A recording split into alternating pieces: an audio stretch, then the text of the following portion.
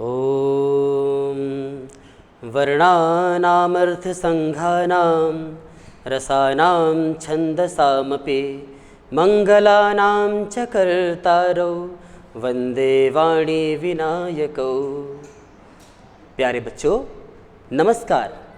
मेरा नाम अनुपम शुक्ला है और आज हम मध्य प्रदेश मुक्त विद्यालय की रुक जाना नहीं योजना के तहत संस्कृत विषय का अध्ययन करेंगे।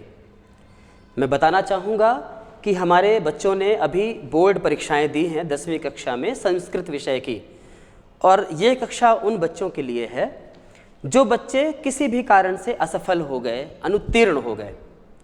देखिए बच्चों, असफलता ही सफलता की पहली सीढ़ी है। हमारे अब्दुल कलाम जी ने कहा है, first attempt in learning fail. तो हर व्यक्ति कभी ना कभी असफल होता है और असफलता के बाद मिली हुई सफलता का आनंद दोगुना होता है। आइए तो आज हम चर्चा करेंगे जो आपकी मुख्य परीक्षा में पेपर आया था उस पेपर के पैटर्न के ऊपर कि यह परीक्षा का प्रश्न पत्र कैसे आता है, इसमें किस तरह के सवाल आए हुए हैं और इसे हम किस तरह हल करें ताकि अधिक से अधिक अंक हम प्राप्त कर सकें। आज मेरे सामने जो पेपर है ये मुख्य परीक्षा सन 2024, इसका सेट ए। हमने यहाँ पर ए सेट लिया हुआ है और इसी के आधार पर मैं आज बात करूँगा। तो जब भी आप इस वीडियो को देखें तो आप सेट ए के आधार पर समझ सकते हैं। अन्यथा जिनके पास दूसरा कोई सेट है बी, सी या डी, तो उनमें जो सवालों का क्रम होता है वो थोड़ा बहुत ऊपर नीचे हो जाता है, लेकिन प्रायः सब में सवाल एक जैसे ही होते हैं। तो ये सेट ए में हमारा पहला सवाल जो है, सेट ए में पहला सवाल आप देखेंगे बहुविकल्प वाला है, यानी कि एक प्रश्न के 4 उत्तर हो सकते हैं और उन चारों में से कोई एक सही उत्तर होता है। बच्चों, परीक्षा देते समय हमें सबसे पहले इस बात को ध्यान में रखना है कि हमें बहुत ही शांति से पूरा पेपर हमें एक बार पढ़ना चाहिए। भले इसके लिए आप 10 मिनट का समय शुरुआत में ही ले लीजिए। उसके बाद क्योंकि पूरा पेपर पढ़ने से हमें समझ में आ जाता है कि ऐसे कितने सवाल हैं जो हमसे बनते हैं और जो हमसे थोड़े थोड़े बनते हैं और जो हमसे बिल्कुल नहीं बनते। इन 3 तरह के सवालों को हम पहली नज़र में ही पहचान लेते हैं, क्योंकि जब हम पेपर पढ़ते हैं तो हमें मालूम पड़ जाता है कि ये सवाल तो मैं आसानी से कर लूँगा। तो हमें करना भी ऐसा ही चाहिए, जो सवाल हमसे सबसे पहले बनते हैं उन्हें सबसे पहले लिखना चाहिए और उसके बाद वो सवाल करना चाहिए जो हमसे थोड़ा थोड़ा बनता है, और तीसरे नंबर पे हम उन सवालों को करें जो हमसे बिल्कुल नहीं बनता लेकिन फिर भी हम करें, क्योंकि हमें हमेशा गुरुजनों ने सिखाया है हमें छोड़कर नहीं आना है, लिखना जरूर है और विषय से संबंधित लिखना है। आइए हम पेपर की शुरुआत करते हैं। तो यहाँ पर सबसे पहला सवाल हमारे सामने आता है, उचित विकल्पम चित्वा लिखत, यानी हमें उचित विकल्प को चुन करके लिखना है। एक सवाल है, उसके 4 ऑप्शन हैं। तो ये वाला सवाल सेट बी, सी या डी में दूसरे नंबर पर हो सकता है या तीसरे नंबर पर हो सकता है, लेकिन ये उचित विकल्प चुनने वाला सवाल होगा जरूर, क्योंकि सेट के आधार पर प्रश्नों का क्रम हेरफेर हो सकता है। तो आप पेपर का पैटर्न समझने के लिए जरूर समझें। इसमें पहला सवाल मैं पढ़ता हूँ, बालकान इत्यस्मिन् पदे विभक्ति अस्ति। बालक, बालकान, इस पद में कौन सी विभक्ति है? यहाँ पर 4 ऑप्शन दिए हैं, प्रथमा, द्वितीया, पंचमी, षष्ठी। जो भी विभक्ति है वो हमें लिखना है। मैं दूसरा सवाल पढ़ता हूँ, धेनवः इत्यस्मिन् पदे वचनम अस्ति। धेनवः इत्यस्मिन् पदे वचनम अस्ति, ये दूसरे टाइप का सवाल है। इसमें पूछा है धेनवः, इस पद में कौन सा वचन है? अभी आप सोच रहे होंगे कि सर सिर्फ सवाल बता रहे हैं, आंसर कब बताएंगे? तो हम आगे उस पर भी आएंगे। अभी मैं तीसरा सवाल और देखता हूँ। इसमें कुल 6 सवाल हैं। इस पहले बहुविकल्पात्मक में 6 सवाल हैं। तीसरा सवाल इसमें आया, नदी नाम इत्यस्मिन् पदे विभक्ति ही अस्ति, यानी नदी नाम इस शब्द में कौन सी विभक्ति है? पुनः चौथा सवाल देखते हैं हम, तस्मिन् इत्यस्मिन् पदे वचनम अस्ति। तो तस्मिन्, इस शब्द में कौन सा वचन है? अभी हम आंसर देखेंगे। 5वां सवाल देखते हैं हम। अस्माभिः सर्वदा सत्यम वक्तव्यम इत्यस्मिन् वाक्ये अव्ययम अव्ययम अस्ति, इसमें कौन सा अव्यय है, ऐसा पूछा है। फिर 6वां सवाल भी अव्यय से आधारित है, जिस पर सवाल पूछ रहे हैं अधोलिखितेषु शब्देषु अव्यय पदम नास्ति, अर्थात लिखे हुए शब्दों में से कौन सा पद अव्यय नहीं है। दोस्तों, आप देख रहे होंगे कि ये पहले जो सवाल, इसमें जो पहला प्रश्न जो आया है उसमें पूरी तरह से 6 प्रश्न दिए हुए हैं और 6 प्रश्नों में इन्होंने 2 सवालों में विभक्तियां पूछी हैं, 2 सवालों में वचन पूछा है और 2 सवालों में अव्यय पूछा है। मैं आपको बता दूं कि ये जो प्रश्न का पैटर्न है विगत 3 वर्षों से 2022, 2023 और 2024 में इसी तरह का पैटर्न आया है, जहां पर विकल्प वाले प्रश्नों में, जहां पर एक सवाल के 4 आंसर दिए हुए हैं, बहुविकल्पात्मक प्रश्नों में ये 3 चीजें ही निश्चित रूप से पूछी जाती हैं, विभक्ति, अव्यय और वचन। तो इस पर हम आगे चर्चा करेंगे। हम अगली कक्षा में व्याकरण की कक्षा इन्हीं विषयों को लेकर करेंगे और आप जब आज ये पूरा प्रश्न पत्र समझ लेंगे तो आपको बहुत ही आसानी से मालूम पड़ जाएगा कि अभी तक हम क्या गलतियां करते आए हैं और आगे हमें गलतियां नहीं करनी हैं। बच्चों, जितना हम कठिन समझते हैं इस भाषा को या इस विषय को, वो इतना कठिन है नहीं, बहुत ही टेक्निकल है। एक बार हमें उसकी तकनीक मालूम पड़ जाए तो एक सवाल से दूसरा सवाल, एक सूत्र से दूसरे कई सवाल जुड़े हुए हैं, आपस में इस तरह गुथे हुए हैं कि अगर आपने एक चीज़ को अच्छे से समझ लिया तो आप उससे दूसरी कई सारी चीज़ें कर सकेंगे। जी हाँ, मैं आप लोगों की इसी समस्याओं को, इन्हीं समस्याओं को सुलझाने के लिए आज की यह कक्षा ले रहा हूँ। तो अभी हमने पहला सवाल देखा, ये बहुविकल्पात्मक था। ये सेट ए का पहला सवाल है। मैं बार बार सेट की बात इसलिए कर रहा हूँ कि हो सकता है जिन विद्यार्थियों के पास सेट बी हो या सेट सी हो, उसमें ये सवाल का नंबर बदल सकता है। वहाँ पर ये 3रे नंबर का सवाल हो सकता है या 5वें नंबर का भी सवाल हो सकता है, लेकिन सवाल यही होगा, उचित विकल्प से चुनकर उत्तर देवें। तो इनमें क्या क्या उत्तर होंगे, मैं फटाफट उत्तर की बात कर लेता हूँ। पहले वाले का जो प्रश्न था, बालकान इस पद में द्वितीया विभक्ति है, मुझे कैसे मालूम पड़ा, इसकी चर्चा हम आगे करेंगे। धेनवः इस पद में बहुवचन है। अब ये बहुवचन कैसे हुआ, कि वचन कितने होते हैं, इसकी चर्चा हम अगली कक्षा में करेंगे। और ये नदी नाम इस पद में कौन सी विभक्ति है, तो नदी नाम में षष्ठी विभक्ति है, उसका उत्तर आप जान जाइए। तस्मिन् पदे में एक वचन है। यहाँ पर सर्वदा सत्यम वक्तव्यम, इसमें अव्यय जो पद है वो सर्वदा है। अब ये अव्यय क्या होते हैं, तो ये इसमें हमें 3 विषय मिले हैं, विभक्ति, वचन और अव्यय। तो मैं इन तीनों विषयों पर अगली कक्षा जो होगी मैं व्याकरण कक्षा लगाऊंगा, जिस पे आपको धीरे धीरे क्लियर हो जाएगा। अगला जो सवाल है यहाँ पर, अधोलिखितेषु शब्देषु अव्यय पदम नास्ति, इस लिखे गए शब्दों में अव्यय पद कौन सा नहीं है। अच्छा, कई बार हमें घुमाने के लिए भी इस तरह के सवाल पूछे जाते हैं कि कौन सा शब्द अव्यय है, कौन सा नहीं है। तो यहाँ पर आप देखेंगे इसमें 3 सही हैं, केवल एक चीज़ गलत है और वो है रमा, क्योंकि रमा एक नाम है इसलिए वो अव्यय नहीं है, वो एक संज्ञा शब्द है। हम आगे समझेंगे कि अव्यय शब्द किसे कहते हैं, क्या होता है। फिलहाल हम प्रश्न पत्रों का ये पैटर्न समझें। तो अभी आप पहले प्रश्न के विश्लेषण में ये जान गए होंगे कि जो बहुविकल्पात्मक प्रश्न पिछले 3 वर्षों में आए हैं उसमें वचन, विभक्ति और अव्यय पर आधारित प्रश्न ही आए हैं। अब हम अगले सवाल की ओर चलते हैं जो आपके 2024 के प्रश्न पत्र में आया है और उस पर हम देखना चाहेंगे। ए सेट में दूसरा सवाल था, दिए गए शब्दों से रिक्त स्थानों की पूर्ति करें। अब आप देख पा रहे होंगे, प्रदत्तैः शब्दैः रिक्त स्थानानि पूरयत। बहुत ही, यूँ तो बहुत सरल है ये, किंतु कुछ लोगों को कठिन लगता है जो ढंग से नहीं समझ पाए या किसी कारण से बीमार होने के कारण, बहुत सारे कारण होते हैं बच्चों, हम उस पर चर्चा नहीं करेंगे। अभी हम अधिक से जल्दी कैसे समझें और ज़्यादा से ज़्यादा नंबर कैसे लाएं, इसके लिए हमें प्रयास करना है। देखिए, थोड़ा तो पढ़ना पड़ेगा, किंतु अब मेरे बताए हुए या मेरे ढूंढे हुए रास्ते पर थोड़ा सा पढ़ेंगे तो हो सकता है जल्दी समझ जाएं।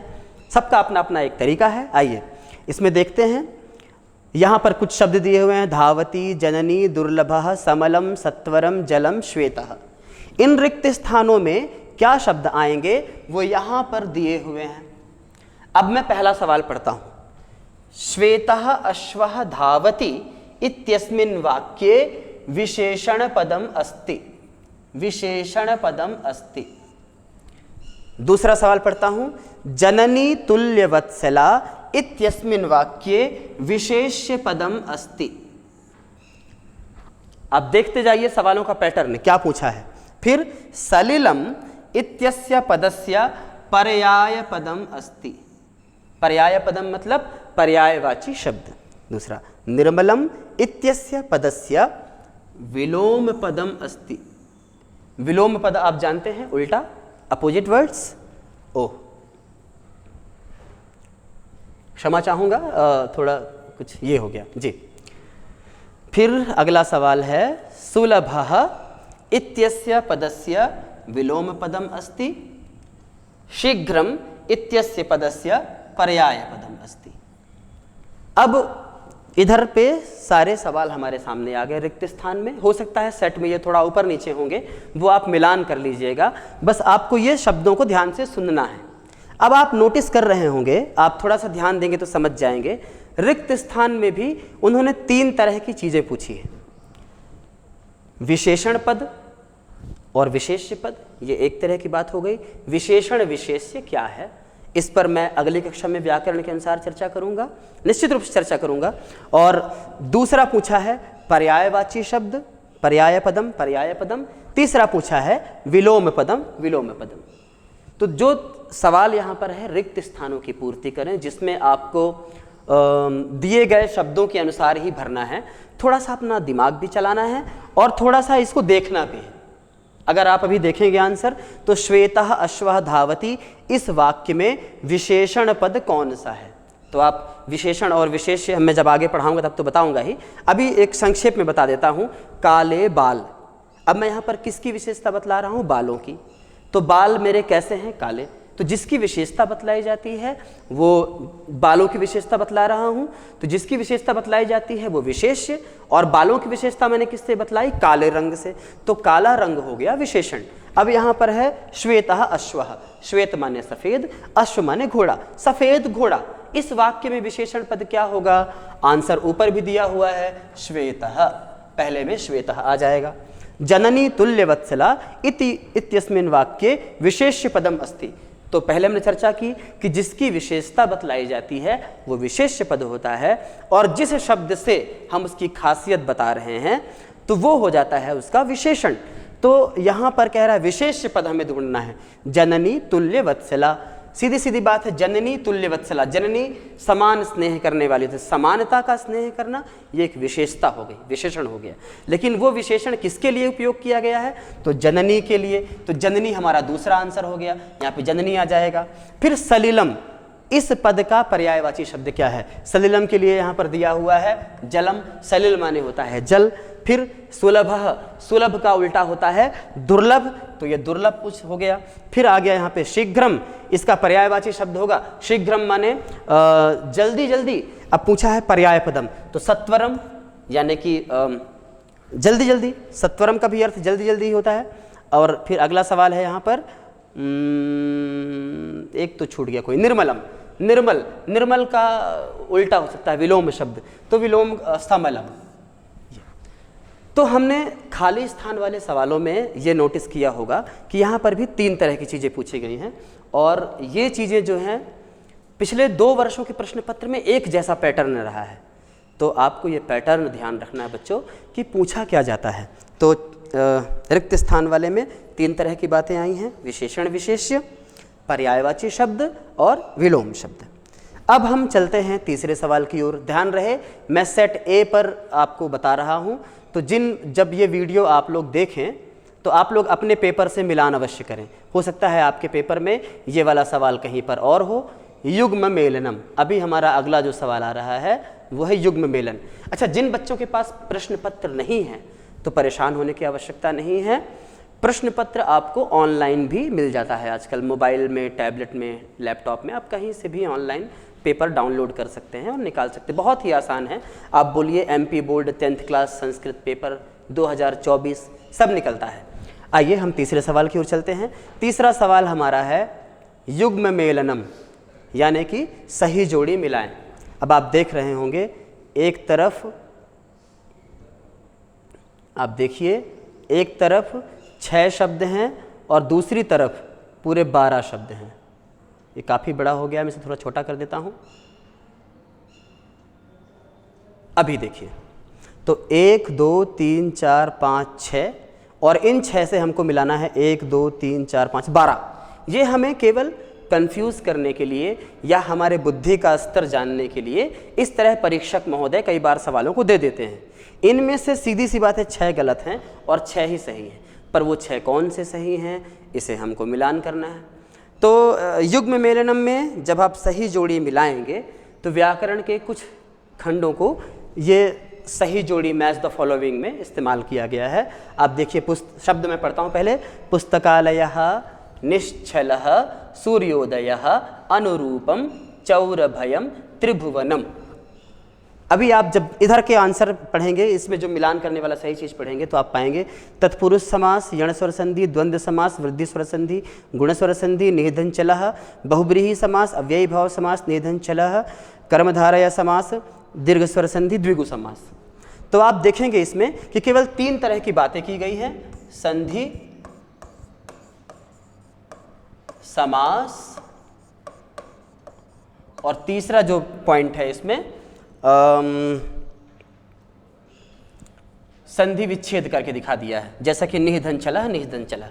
पर मूल रूप से 2 बातें समझ में आ रही है कि ये जो युग्म मेलन में, आप पिछले वर्ष का पेपर भी उठाकर देखिए, उसमें भी इसी तरह से दिया हुआ था। तो संधि समास वाला जो पैटर्न है, जो हमारा व्याकरण का विषय होगा, हम आगे थोड़ा सा संक्षेप में संधियों को पढ़ेंगे। संधि क्या है, संधि कितने प्रकार की होती है, समास क्या है, सामान्य रूप से समास कितने प्रकार का होता है, आप अगली कक्षा में इन दोनों विषयों को विस्तार से पढ़ेंगे।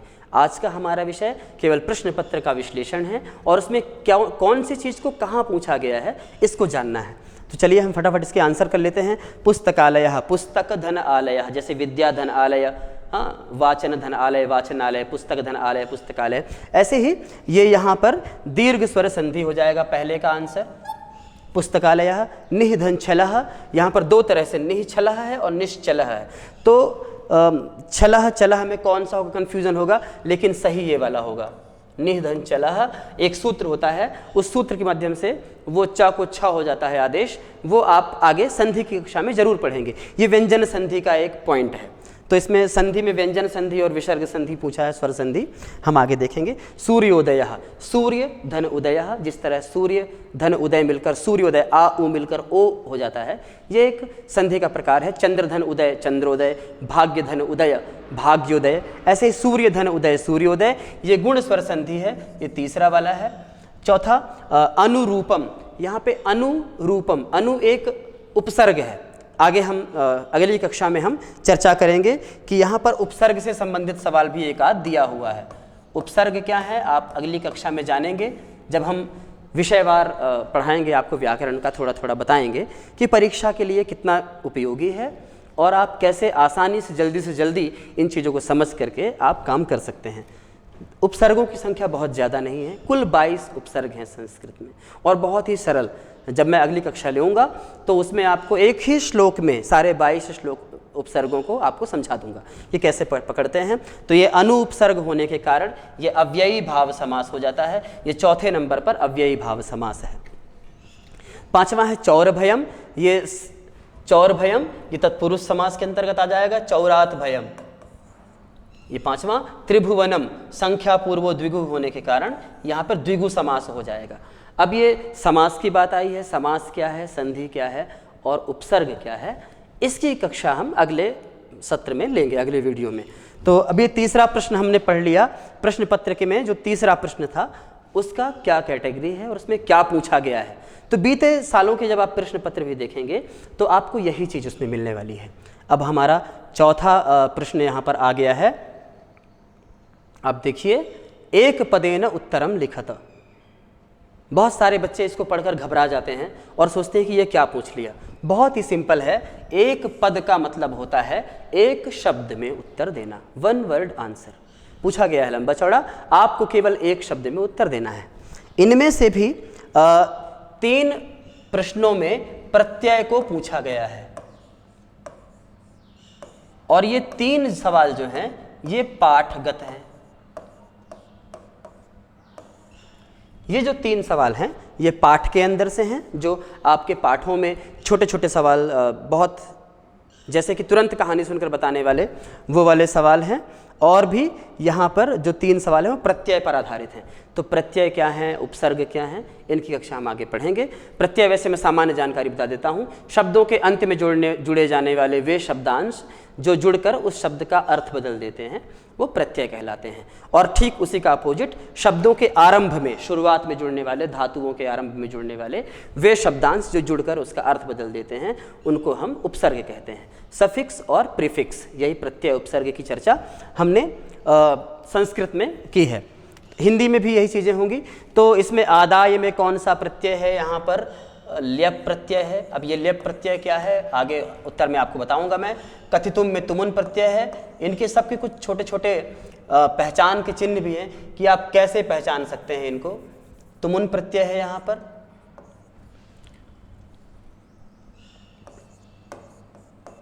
अब तुमुन में तुम शेष बचता है, जैसे पठितुम, हसितुम, चलितुम, गंतुम, देखितुम, खेलितुम, जहाँ पर भी तुम जुड़ा हुआ शब्द आ जाए वहाँ पे तुमुन प्रत्यय है। कुछ ऐसे शॉर्ट ट्रिक्स भी मैं आपको बताऊंगा आगे कि आप किस तरह से आगे कर सकेंगे। यहाँ पर पाधनत्वा में पीत्वा बन जाएगा।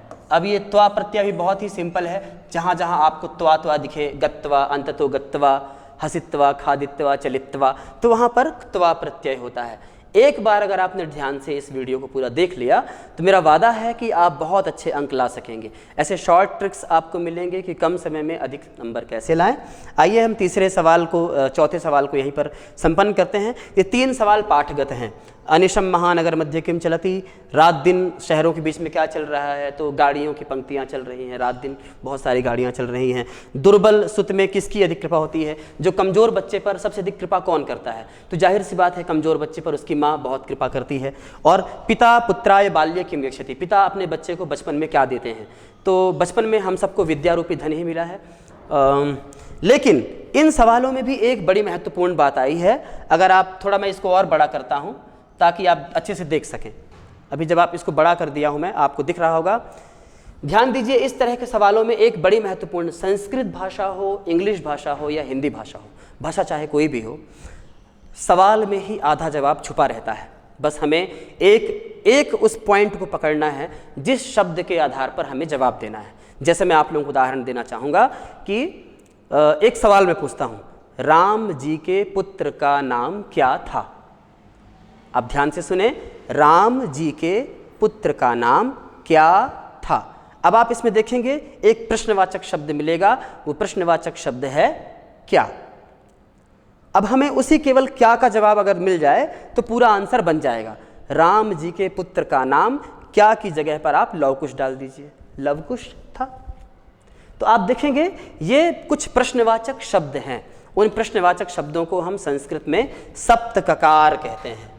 मैं इसकी चर्चा भी करूंगा कि ये सप्तककार क्या है, और अंग्रेजी में इनको W's बोलते हैं, who, what, when, why, where, was, ये जो कुछ ऐसे आपको मिलेंगे W's। हिंदी में इनको क्या, क्यों, कब, कहाँ, किस लिए, कितने, किसने, ऐसे सवाल मिलेंगे। संस्कृत में होगा किम, कथम, कुत्र, कति, कदा। अगर हमने इनका आंसर ढूंढ लिया तो पूरा आंसर इसी में लिखा हुआ है। और तीनों भाषाओं में ये फंडा काम करता है। ये वाली बात तीनों भाषाओं में काम करती है, संस्कृत, हिंदी, अंग्रेजी। केवल हमें उस प्रश्नवाचक शब्द को ढूंढना है और उसका आंसर देना है। प्रश्नवाचक शब्दों की पहचान क्या होती है, तो उनकी पहचान होती है क, वो का से शुरू होते हैं। कस्याह, किम, इन तीनों का आंसर अगर आप ध्यान देंगे, अनिशम महानगर मध्य किम प्रचलति, तो किम के आधार पर जवाब देना होगा। कस्याह पर कस्याः पर और किम किम यच्छति। तो इस तरह हम आगे समझेंगे, अभी केवल पेपर का पैटर्न समझते हैं। तो आपने देखा होगा कि इसमें प्रत्यय और पाठगत सवालों को लिया गया है एक पदेन उत्तरत में। 5वें नंबर का जो सवाल है सेट ए में वो है शुद्ध वाक्यानाम समक्षम आम अशुद्ध वाक्यानाम समक्षम न इति लिखत, यानी कि सही वाक्य जो आपको लगते हैं उनके सामने आम यानी हाँ लिखना है, और जो वाक्य आपको गलत लगते हैं उनके सामने आपको न अर्थात नहीं लिखना है। बहुत सारे बच्चे इसमें गलती करके जाते हैं, उनसे कहा गया है कि आम और ना ही लिख के आना है, लेकिन बहुत सारे बच्चे बोर्ड एग्जाम मूल्यांकन के दौरान मुझे यह देखने में आया कि बच्चे सत्य असत्य लिख कर चले जाते हैं। तो ये गलती ना करें, आप सत्य और असत्य ना करें, आम और ना ही लिखें, जो पूछा गया है वही लिखना चाहिए। तो अब आप देखेंगे ये आम ना वाले में भी पिछले 2-3 सालों का पैटर्न आप जब देखेंगे तो उसमें यही चीज़ आपको मिलेगी। उसमें क्या मिलेगा कि चलिए मैं सवाल पढ़ता हूँ, लभते इत्यस्मिन् पदे प्रथम पुरुषः अस्ति। अगर आपको सही लिखता है तो आप हाँ करिए, गलत लगता है तो आप ना करिए। दूसरा, आसीत इत्यस्मिन् पदे बहुवचनम अस्ति। तो क्या इसमें बहुवचन है या क्या है आप बताइए, हाँ या ना। पिबति इत्यस्मिन् पदे एकवचनम अस्ति। फिर अपठत इत्यस्मिन् पदे लंग लकारः अस्ति। फिर निर्गच्छति इति पदे निरुपसर्गः अस्ति। फिर प्रति उपकारः इति पदे प्रा उपसर्गः अस्ति। तो जब हम इस पूरे सवाल को पढ़ते हैं, आपके पास पेपर होगा, आप भी पढ़कर देखिएगा, तो जब आप इस सवाल को पढ़ेंगे तो आपको इसमें 3 तरह की चीज़ें मिलेंगी।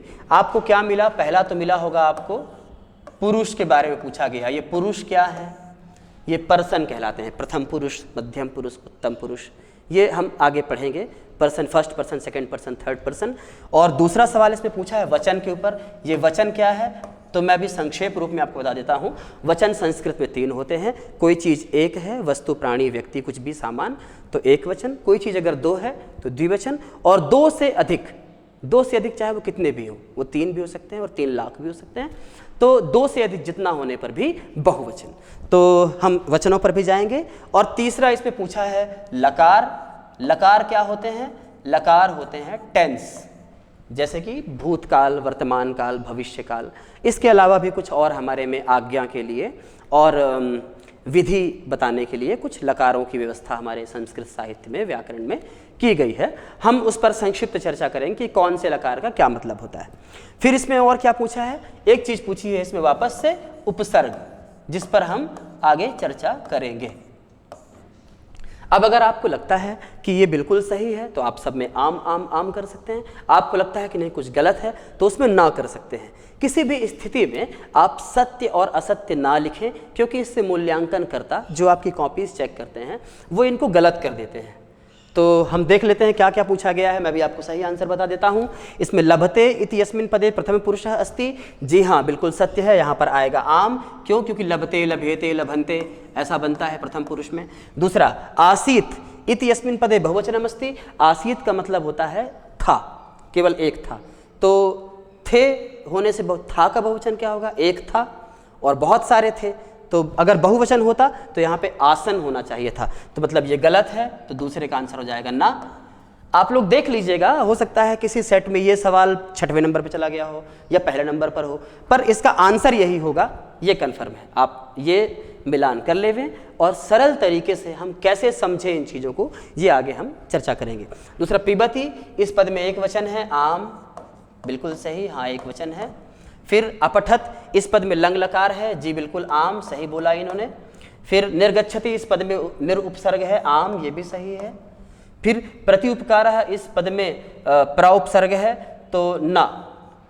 अब आप कहेंगे सर यहाँ तो प्र है पहले से ही, फिर और, तो बच्चों उपसर्ग में भी ऐसा है कि हमें ध्यान रखना है। प्रति उपकार में प्रा उपसर्ग बस नहीं है, वहाँ पे प्रति उपसर्ग है। प्रति नाम से भी एक उपसर्ग है। 22 उपसर्गों की संख्या है, उनमें से एक प्रति भी है। हाँ, एक प्र भी है और एक प्रति भी है। तो हम आगे चर्चा करेंगे। तो ये हमारा इसका उत्तर हो गया। इसमें हमें क्या समझ में आया कि ये जो हाँ नहीं वाला जो सवाल आया होगा उसमें ये 3 तरह की चीज़ें पूछेंगे, पुरुष, उपसर्ग, वचन और लकार। तो ये वचन वाला सवाल हमसे पहले वाले में भी पूछा गया था, बहुविकल्पात्मक वाले में, और ये आमना वाले में पूछा गया है। अब हम फटाफट चल पड़ते हैं अपने अगले प्रश्न की ओर। यहाँ पर सीधा सीधा लिखा हुआ है प्रश्न क्रमांक 6 10 पर्यंतम प्रश्नानाम उत्तराणि पूर्ण वाक्येन लिखत, माने पूरे वाक्यों में हमको उत्तर लिखना है।